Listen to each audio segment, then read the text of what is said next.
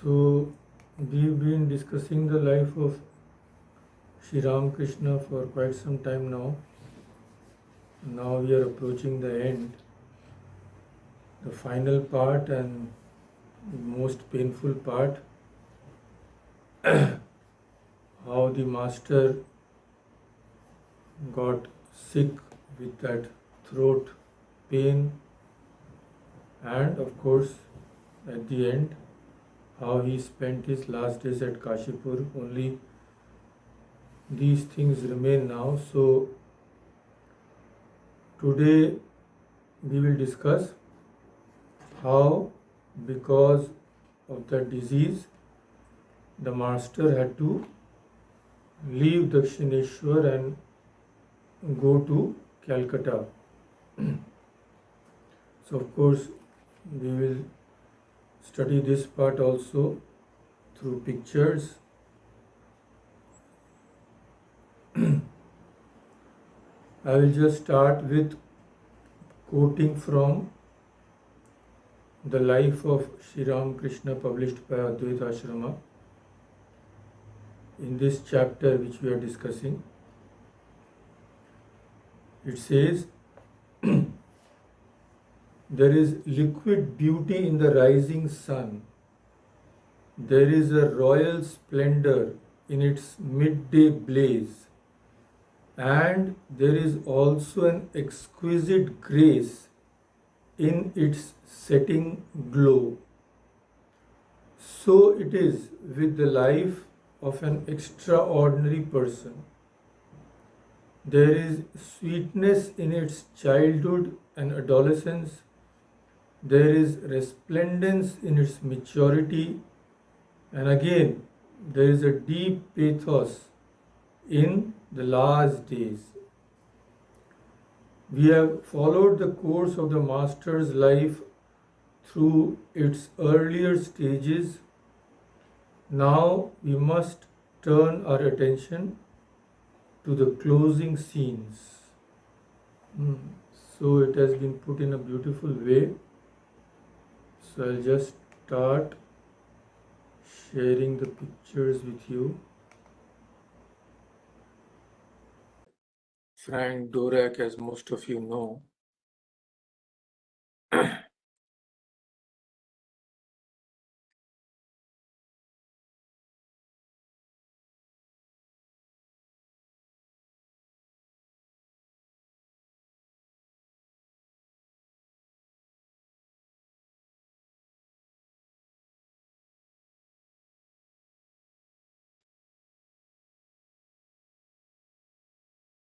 So during the sultry months of the year 1885, the master began to suffer a great deal from the terrible heat, and this was alleviated by the ice which the devotees brought to him. So the master liked to just put the ice in his mouth and just suck it. But this frequent use of the ice produced a pain in the throat. In the beginning it was not so much, but in just a month it became very much aggravated, especially whenever the master talked or when he went into samadhi. So when this pain began to grow, began to increase, the disciples grew concerned and called in first Dr. Rakhal Chandra Haldar of Bau Bazar, a specialist in diseases of the throat. He prescribed some medicines and advised the master not to talk much or go into ecstasy, but naturally it was very difficult to carry out those instructions. So we have discussed earlier in brief that the master previously often used to attend the great Vaishnava festival at Panihati. Panihati is a few miles north of Dakshineshwar, and this festival is a commemoration. It is actually held by the Vaishnavas. Vaishnavas means followers of Chaitanya Mahaprabhu. Even now it is held, and of course now ISKCON is there, so they hold it with great, pomp and all that. So actually that is in commemoration of one particular event. What was the event? Raghunath Das, he was a young son of a wealthy, very, very wealthy person in Panihati. So for long he was requesting Chaitanya Mahaprabhu that he should be given permission to renounce the world and become a monk. But he was being told to wait. So finally, one day, Nityananda, another very great follower of Chaitanya, he came to Panihati. And finally, he gave Raghunath Das permission to renounce his home and take the shelter of Chaitanya. And he told Raghunath Das that since you have been given this good news, you feed everybody. Feed everybody with that.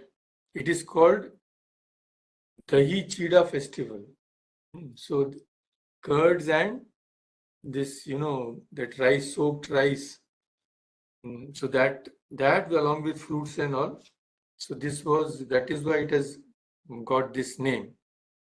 So I'll just show you the photo so that you can have an idea.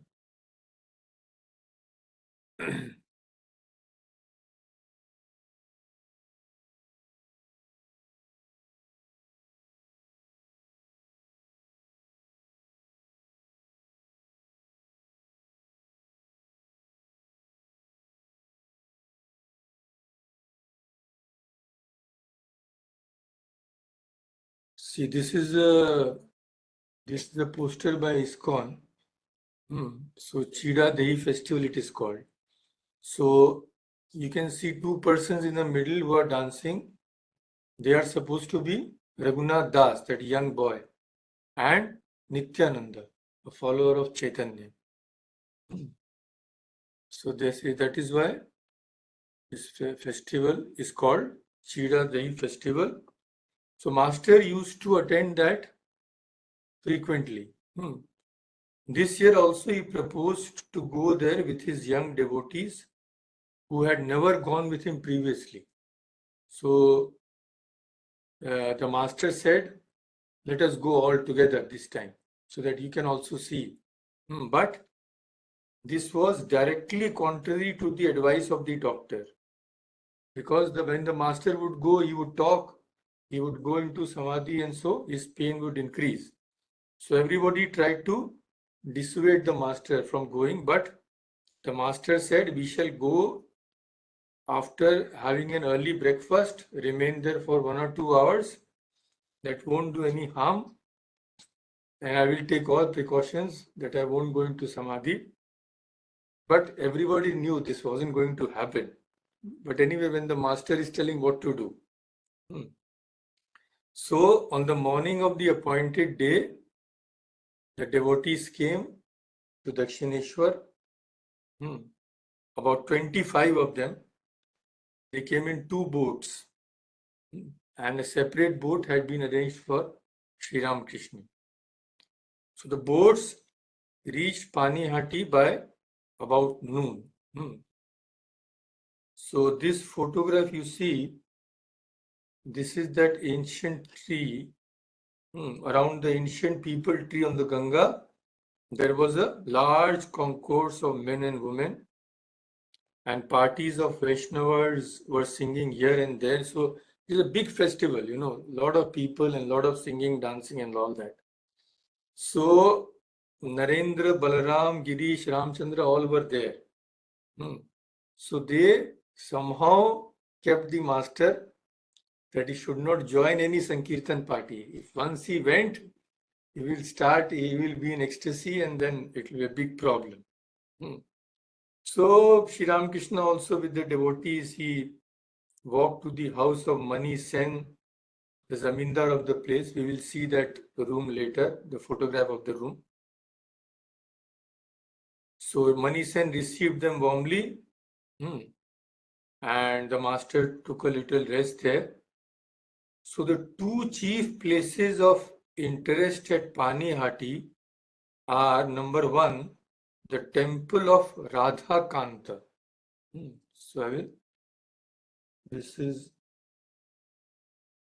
you can see here, this is an old photograph, and this is the close-up of that image. So this is the first very important place, temple of Radha Kanta. And the second important place is the abode of Raghav Pandit. Raghav Pandit was a great soul and a very devoted follower of Chaitanya Mahaprabhu. So his place is still there. This is the place.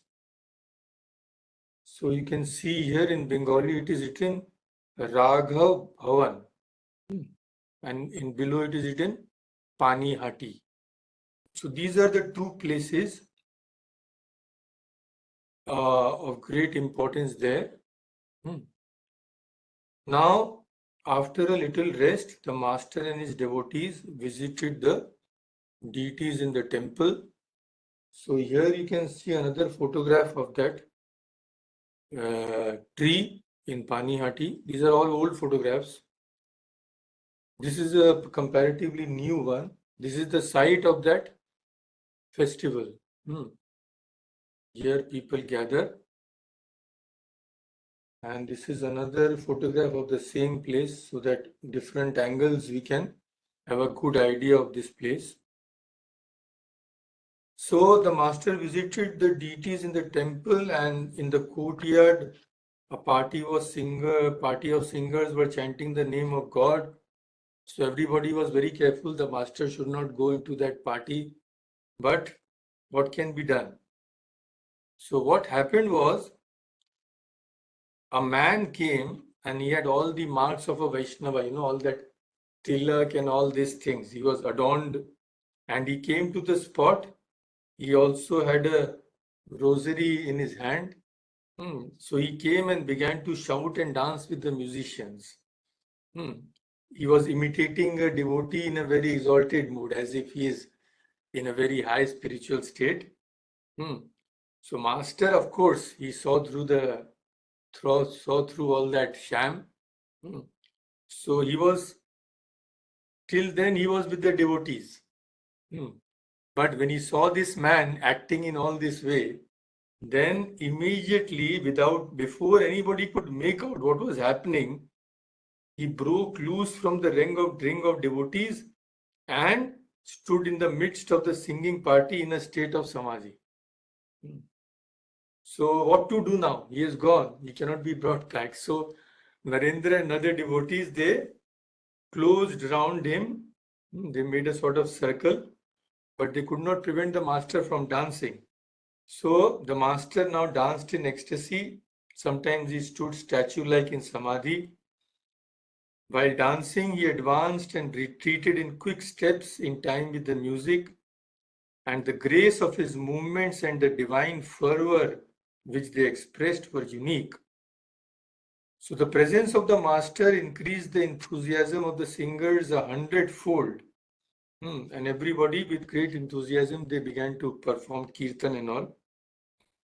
So half an hour was spent in that way. Then the master came down a little, became conscious of the outside world. So devotees now tried to separate him from the dancer, from the singers. But when the master came out of that, all the singers also followed him, because this was something extraordinary. So when he started walking, everybody fell in line with him. They also started walking with him. So master was still in divine ecstasy, as he would walk a few steps, then go into samadhi. Then again he would walk. So this way, slowly they could progress. And it is written that the exquisite beauty of Sri Ramakrishna on that day, during the state of samadhi, beggars all description. He seemed taller and lighter in complexion than usual. His countenance shone with a celestial glow, and dignity, compassion, peace, and bliss were written on it. His smile acted like a magic spell upon all the devotees who forgot everything. Even his attendants were astonished at the wonderful transfiguration. So gradually the musical parties were caught up in this contagion of fervor, and by now there was a huge procession. Everybody had joined because the master's attraction was such. So the huge procession slowly moved on towards Raghav Pandit's house. So this was the divine bliss. So this is the place, this Mani's place where Sri Ramakrishna stayed. Stayed means he rested for a while when he had gone there. So this is a beautiful painting of the master. So they all proceeded towards Raghav Pandit's house, and it was only half a mile distance from there. The whole procession, it took them 3 hours because they were all going slowly, and the master was again and again going into samadhi. People were dancing, singing. So after 3 hours, master reached that place, saw the images of the gods there, and then took a little rest. Gradually, the crowd became less, and the devotees conducted the master to his boat. Here another incident happened that Navai Chaitanya of Nagar, he had also visited the master at Dakshineshwar. So he suddenly came and he fell at Sri Ramakrishna's feet and began to weep bitterly, asking him to shower his grace. So just master in ecstasy, he touched him, just one touch. And it changed Navai's whole life completely. Before that, he was weeping, and as soon as the master touched him, he experienced divine bliss. And after that, he left everything and built a cottage on the banks of the river. And after that, many people came to him and also received instructions from him. Just one touch. So this was another very important incident. So master returned to Dakshineshwar, but it is said that that night he could not sleep. He had a burning sensation all over his body. They say that because many people had touched his feet when he had gone to Panihati, so he was suffering because of that. Now, master had come, but this visit to Panihati aggravated his throat problem. The weather had not been good, some exposure had been there. Again and again the master had gone into samadhi, so his pain increased. So the doctor came and he warned the devotees that if this was done again and again, if precaution was not taken, then the disease would grow very serious. So devotees resolved to keep a strict watch. Another month passed, but there was no improvement. And on some days it became impossible for the master to eat solid food. There was so much pain. So the doctors diagnosed the disease as clergyman's sore throat. Because preachers, sometimes they have to talk so much, and the master was always instructing anybody who came to him, giving up his food and rest. So they have the disease sometimes. So master carried out the injunctions of the doctor, but he could not arrest his going into samadhi, and he could not refrain himself from talking when anybody came to him for spiritual instruction. So number of people was increasing. Many people had come to know about the master because Ramchandra Datta had preached him. Keshav Chandra Sen had published many articles about him. So people came in large numbers, and there was no regularity about his food or rest. So it was not surprising that his health completely broke down. The master never said that because of overstrain my health is breaking down, but people could hear him when he sometimes complained to the Divine Mother.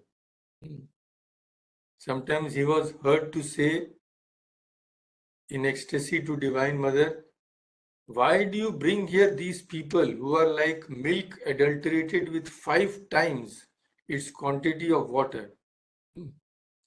My eyes are almost gone by blowing into the fire to dry up the water, and my health is shattered. This is beyond my power."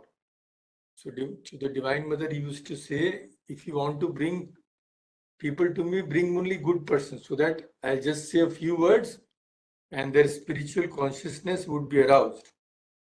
Then another day, when there were terrific crowd at Dakshineshwar, he said in the same mood to the Divine Mother, "How is it that you are bringing such a big crowd here?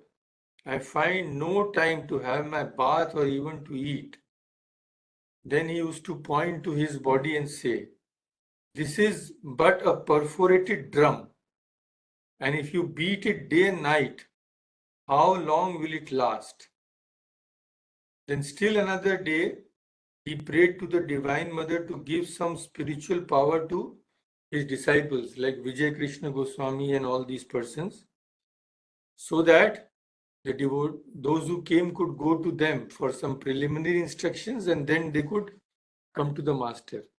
Afterwards, of course, they became very great teachers. Vijay Krishna Goswami was very famous spiritual leader. Many people came to him for spiritual instruction. So by the time it was the end of 1884, the name of the master had become widely known to the Kolkata public, and hundreds of people began to come to him.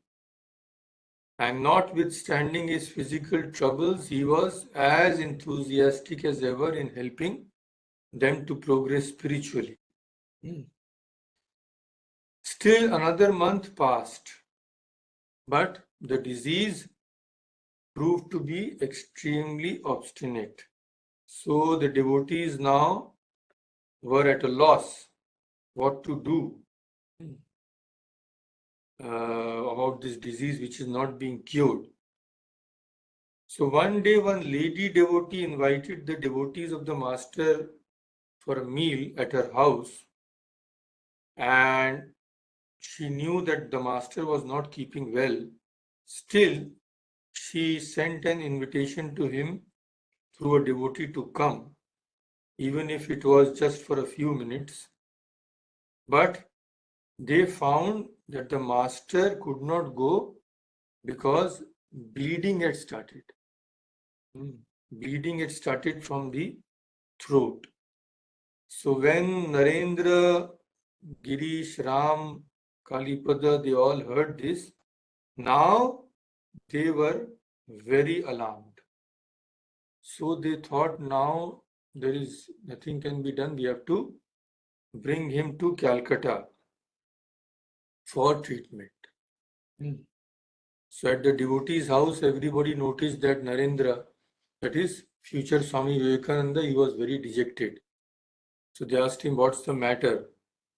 So Swamiji said that I fear, and I have also learned from the medical books and some medical friends whom I have consulted, that this kind of disease which the master is having has no cure. So anything can happen. Now, the very next day, some devotees went to Dakshineshwar and proposed to the master that he should go to Calcutta for treatment, medical treatment, and the master agreed. Okay, I'll go. So first, a small two-storied house commanding a view of the Ganga was engaged in Durga Charan Mukherjee Street, Bagh Bazar. Bagh Bazar, where Holy Mother lived, that area. But the master did not like the house. It was a very cramped place. So immediately from there, he said, I won't live here. From there, he walked to Balram Basu's house. Balram Basu's house is also in Bagh Bazar, very near. So he stayed there for 7 days. Then the devotees again began to search for a suitable house. So finally, they chose a street in Shampukur. That is called the Shampukur Bhati, and master agreed to stay there,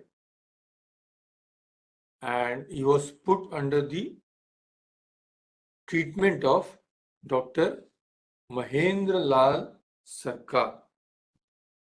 So we will see some photos also of Shampukur and Dr. Mahendra Lal Sarkar. So first of all, this is the old photograph of Shampukur Bhati. Now, of course, this has come under the Ramakrishna mission. So we have a center there. Of course, it is very well maintained. I will show you those photographs also.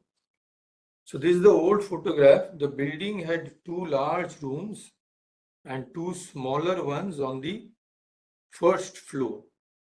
One of the bigger rooms was used for the master's stay. That where the master stayed, that is now a shrine. I'll show you the photograph. And of the 2 smaller ones, one was used by the devotees when they took rest, and the other by Holy Mother Sarda Devi when she came there to serve the master. And near the exit to the roof, there was a small covered in space where the Holy Mother stayed during the day and prepared the master's food. So this is the doctor who now was treating Sri Ramakrishna, Dr. Mahendra Lal Sarkar.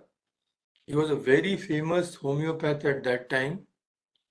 And now, of course, his short biography has also been published by the Ramakrishna Mission in Bengali as well as in English. So he became a very staunch devotee of the master when he started treating him. He had also met him earlier at Dakshineshwar, so he knew him. So he examined the master, prescribed medicine for him, and asked the devotees to make a report of his condition. And when he learned that the devotees who had brought to the master to Kolkata were defraying all the expenses, he said, then I won't take any fees. He also contributed in this labor of love. So master had come there, but somebody has to prepare his food.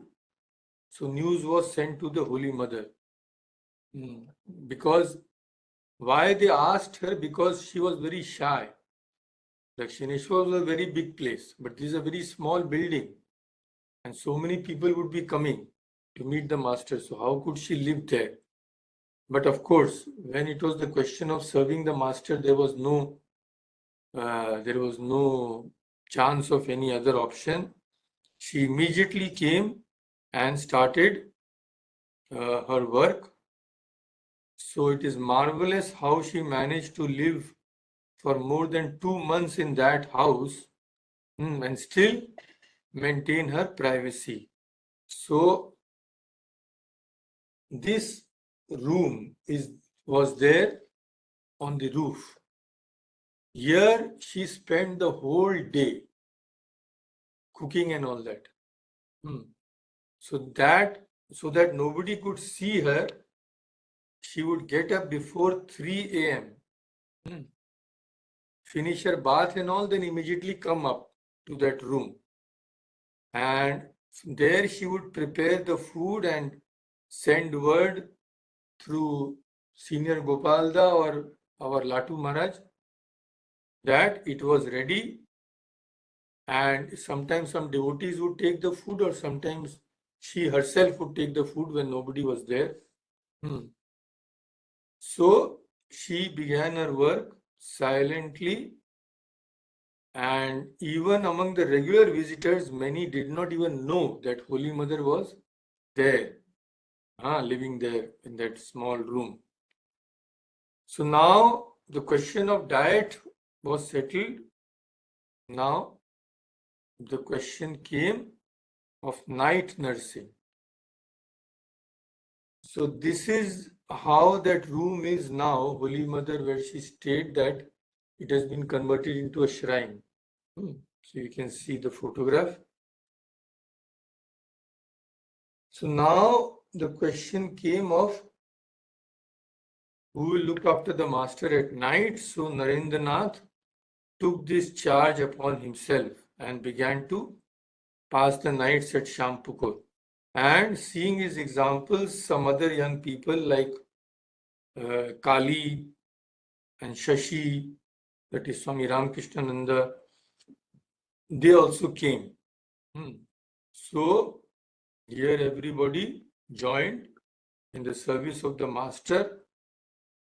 But of course, they were all still very anxious because they had learnt from various physicians that even if there was some faint possibility for cure, this disease would not go away very soon. So how would the funds, from where would the funds come? Because if the treatment was very long drawn, nobody knew. 6 months, 1 year, 2 years. So from where would the funds come? So now the devotees came forward. Surendra, that is Surendranath Mitra, agreed to pay the house rent. And Balaram, Ramchandra, Mahendra means our master Mahasaya, Girish, they divided among themselves the total cost of the master's establishment. First at Shampukur, then when he went to Kashipur. So this, we can say that this Ramakrishna Brotherhood started the formation at Shampukur. And of course later at Kashipur also. So the devotees, they are serving the master, but regarding the master's disease, there were different opinions. That why the disease has come upon the master. Because ordinary people, we know that it is all a result of karma. But why a pure soul like the master was having this disease? So there were three main opinions. The first opinion was that it was just Leela. It was all divine play of the master, and Girish Ghosh was the one who was the strongest advocate of this view. Second group thought that the master was just an instrument in the hands of the Divine Mother who, to fulfill some mysterious purpose, had temporarily put him in this condition. Third group held that the body of Sri Ramakrishna was subject to laws of nature, so there was no need to ascribe any other cause for that disease, and Narendranath, future Swami Vivekananda, was the advocate of this view. Anyway, whatever their views may be about the disease, everybody stood united in carrying the master's instructions into practice and serving him. So this is the Shampukur Bhati today. Now it is a ashrama of the Ramakrishna mission, and you can see there that in the doors and a light is burning there. And inside I will show you. This is the courtyard. This is all very renovated of course it is in very good condition. Many monks stay there. And the room where the master stayed, this is the room. So this is now the shrine. And lectures and all are held here after Aarti. I also have had the good fortune to talk about the master here. To the left side, you can see that beside that pillar. So in front of that, the monk who's discussing, he sits, and devotees sit in front. So this is the shrine. Another view close up. Yeah, this is another view of the shrine. So now Dr. Mahendralal Sarkar, with great devotion, he started treating the master. And when he would come, he would spend hours with Sri Ramakrishna in various spiritual conversations. And soon he realized the greatness of the master and considered it a privilege to be in his company. But 2 months passed. There was no sign of any sort of cure. Medicines were having no effect. So now Dr. Mahendralal Sarkar became anxious. What to do? But this disease was such, now we know that it had no cure. So we shall now narrate an important incident which happened there at the time of Durga Puja. The master had a vision on that day. So what happened was Surendranath Mitra, who was observing Durga Puja at his house, was very sad this year because the master could not come at his house. So, and of course, when the master could not come, many of his devotees also could not go. So, in the evening of the second day of Durga Puja, many people, including Narendranath and Dr. Sarkar, were present in Sri Ramakrishna's room at Shampukur. Narendra was singing, and the master was again and again going into ecstasy. So the clock struck 7:30, and it was the most auspicious moment of the puja, which is called the Sandhi. Sandhi puja is that Ashtami and Navami. Ashtami and Navami, when it changes at that junction. So that is considered to be very auspicious. So as soon as that hour struck, the master stood up and suddenly he fell into deep samadhi. So the doctors came. Doctor was already there. He took his seat, and everybody also was quiet to see what would happen. So half an hour later, Sri Ramakrishna came to the normal plane. Then he told everybody about a vision. He said, I saw a luminous path open up between here and Surendra's house. Surendra, who was celebrating Durga Puja. And he was very sad because the master could not come. So Sri Ramakrishna said, through Surendra's devotion, the Divine Mother had manifested herself in that image in his house. And her third eye was emitting a divine light. The usual series of lamps were burning before her. Surendra was sitting in the courtyard, weeping bitterly. So he told the devotees, you go to Surendra's house right now and comfort him. So devotees went there and they found everything exactly coincided with what the master had seen. So during this samadhi, when the master was in samadhi for half an hour that time, so that time Dr. Sarkar was there and another doctor was there. So they examined the master. This is all absolute fact. There is no doubt. They put a stethoscope. They could not find any heartbeat. Then they even touched the master's eyeball with their finger. There was no reaction. That is why at Paniyati they used to say that when the master used to go there, they said that this man dies and again comes to life so many times. Because ordinary people will think it is death, no heart is beating. So this was done and they were confirmed that this is an extraordinary state of the master.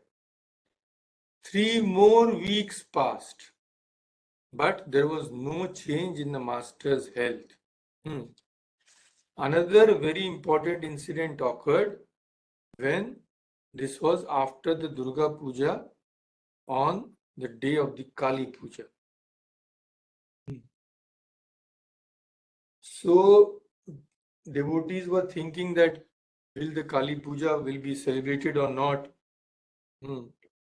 And one devotee was there, Devendra. Devendra proposed to worship the Divine Mother in the Master's presence. But the devotees thought that again, if the worship is there, the Master would go into Samadhi again and again. And the excitement would aggravate his illness. So what to do? So Sri Ramakrishna himself, on the eve of Kali Puja, he told the devotees, prepare for the worship on a small scale. You will worship the mother, but on a small scale. So everybody was delighted. So just the basic things were procured, which would be required for the puja. Now master told everybody that puja will be there. After that, he did not further refer to the matter. So 7 o'clock in the evening, the devotees came, brought all the things to his room, arranged all the things, all the worship articles near his bed. And because some of them had seen him worship mother with flowers, etc. So they all brought all these things. But the master paid no attention.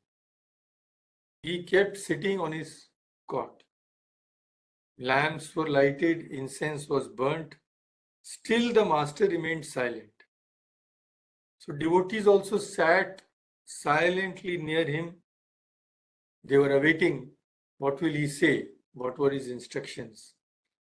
So around 30 people were there. But there was perfect silence. They were all waiting for the master. Some were meditating on the Divine Mother. So everybody is sitting, but nothing is happening. The master is not telling anything. So what was the matter? Nobody could understand. Finally, something occurred to Girish Chandra Ghosh. Sri Ramakrishna used to say his faith is more than 100%. Suddenly it occurred to him that Sri Ramakrishna has told us to arrange all the articles of worship, but he is sitting quietly. He doesn't need to worship the Divine Mother for his own sake.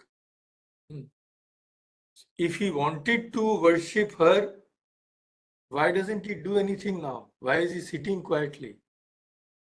Then it occurred to him, can the master be providing an opportunity for his devotees to worship the Divine Mother through him in his body? Because the master was none else than the Divine Mother. So does he want us to worship Kali through him? Undoubtedly, that is the thing. Otherwise, why isn't he telling anything? So immediately, Girish jumped up with joy and taking some flowers and sandal paste, offered them at Sri Ramakrishna's feet, shouting, "Glory be to the Divine Mother."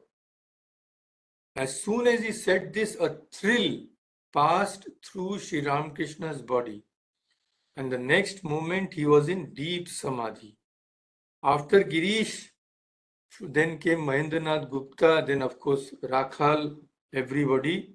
All the devotees worshipped the Master in the same way. And when they were worshipping, the body of the Master underwent a strange transformation. His face became luminous and a divine smile played on it.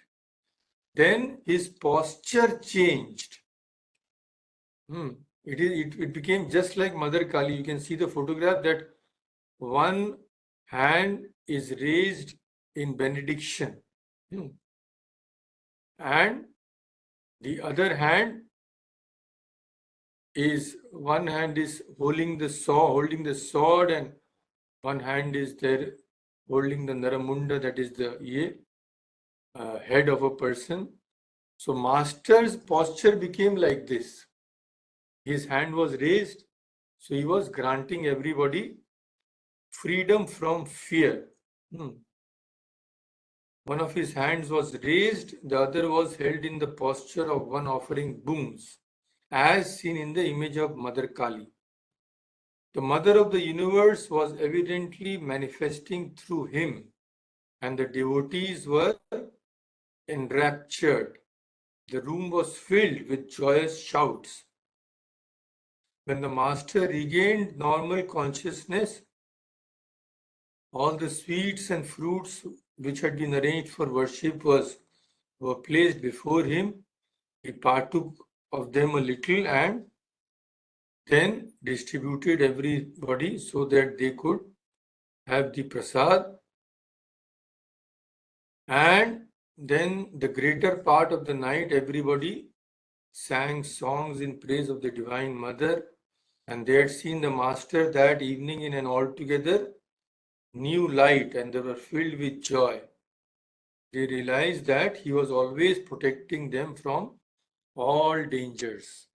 Divine Mother herself was protecting them through the person of the Master. So, before ending, just one or two more incidents, one or two visions also which the Master had at Shampukur. So one day the Master saw that his subtle body emerged from the gross body. He saw his subtle body is coming out and moving about the room. But he saw that the subtle body had a number of sores on the back. So he was puzzled. Why is it that it is looking wounded? So then he realized, because so many kinds of people had touched him. So by touching him, they had been purified. But their bad karma had come upon his body, and he had to suffer because he wanted to purify them. So many times at Dakshineshwar, the Master had told his devotees that he would cheerfully be born 1,000,000 times for the sake of humankind. And when he described this vision later to the devotees, they were deeply touched at his unbounded love and compassion. And now they thought that strangers should not be allowed to come and touch the Master. But again, this was very difficult to do. So actually Girish told them, you can try that you won't let anybody come, but you will not succeed. because the master had come to the earth only for this, to purify everybody and to give them spiritual consciousness. So however much you try, you will not succeed. And that actually proved true because we have earlier described that when we were discussing his devotee Kalipada Ghosh. So we have described that incident, that one day an actress of the theatre of which Girish was the manager had once seen the master when the play Chaitanya Leela was being enacted. So the master had praised that lady for her acting, and she again wanted to meet the master, but nobody would be allowed. No woman would be allowed. So she asked Kalipada Ghosh to help him.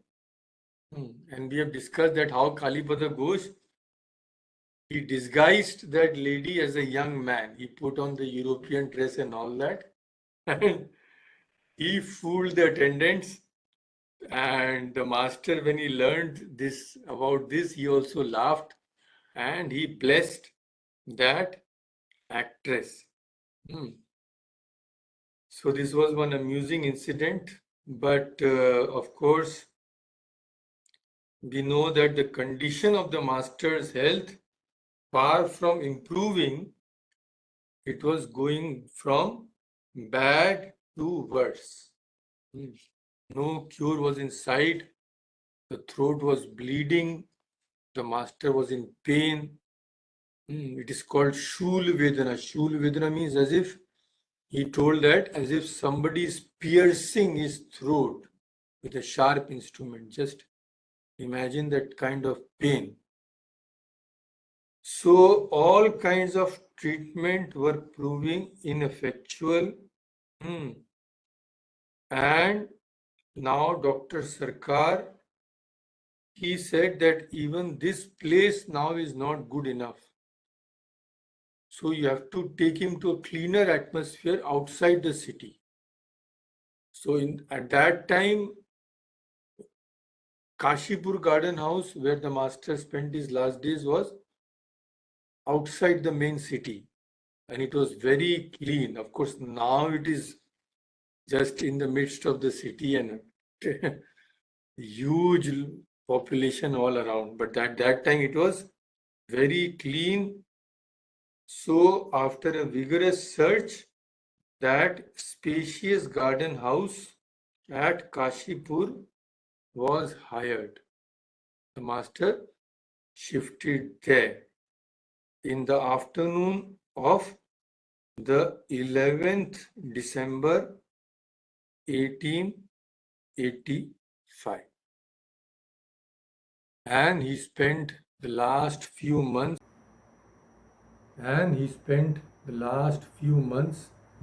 at this place. So next time we will discuss about what happened there.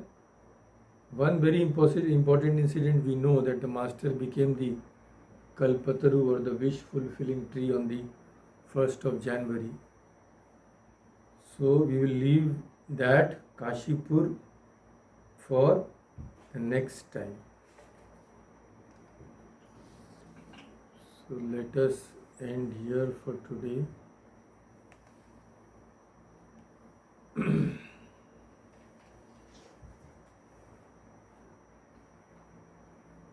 Om Shanti Shanti Shanti Hari Om Tat Sat Shri